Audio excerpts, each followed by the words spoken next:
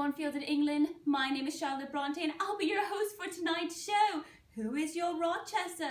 Today we have 3 special guests this evening. Introducing contestant number 1, the lovely, plain and independent Jane Eyre. Next up, contestant number 2, the crazy lady locked up in an attic, Bertha Mason. And last, but certainly not least, contestant number 3. Think she's all rich and perfect, Blanche Ingram.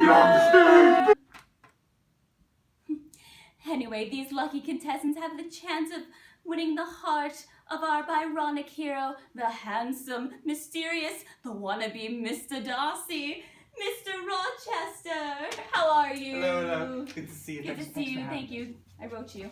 Now, Mr. Rochester does not know who our 3 contestants are, but will ask them a series of questions and receive answers in hoping to find his one true love. Now, let's get started. Contestant number 1, what's your idea for a perfect date? A nice stroll in the park and stop for a lovely picnic by the lake. I'll bring sandwiches. Contestant number 2, how about you? A place for dancing that has a lot of candles to burn things. Sear food with.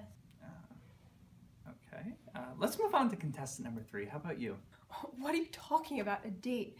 Dating is obviously for people from a lower social class who have nothing better to do. Who would do such a thing? Well, somebody doesn't want to be chosen. Next question, Mr. Rochester. Contestant number 2, what's the one thing that money can't buy?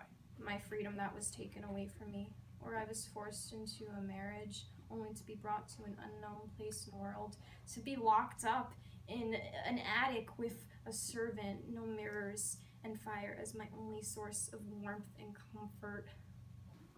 Well, okay then. Contestant number 3, what's your answer? Well, obviously that's false, since money can buy everything you know, and those who don't have it simply can get nowhere in life. That is why us in the high social class must marry into wealth. Contestant number 1. Of course the answer is love. Money cannot buy one's feelings. Aww. Oh, and that's our bell. It's time for the final question. Take it away, Mr. Darcy. I mean, Mr. Rochester. Final question for everyone. Why should I pick you to be my wife? Contestant number 3. Well, surely I must be picked because I'm beautiful and rich. It's laughable to think of a servant marrying a noble. Contestant number 2. I'm already someone's wife, but he seems to have forgotten me and hasn't returned. All right then. And contestant number 1. I will be faithful and loyal to you, sir, and give my heart for yours and be with you until my dying day. Oh, well, aren't you sweet? Now, Mr. Rochester, who do you pick to be your true love? I pick contestant number 1. Contestant number 1, reveal yourself. It is Jane Eyre. My love. Now it's time for the wedding. This wedding cannot go on.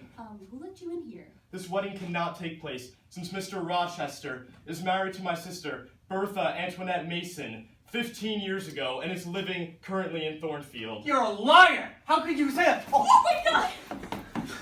Guys,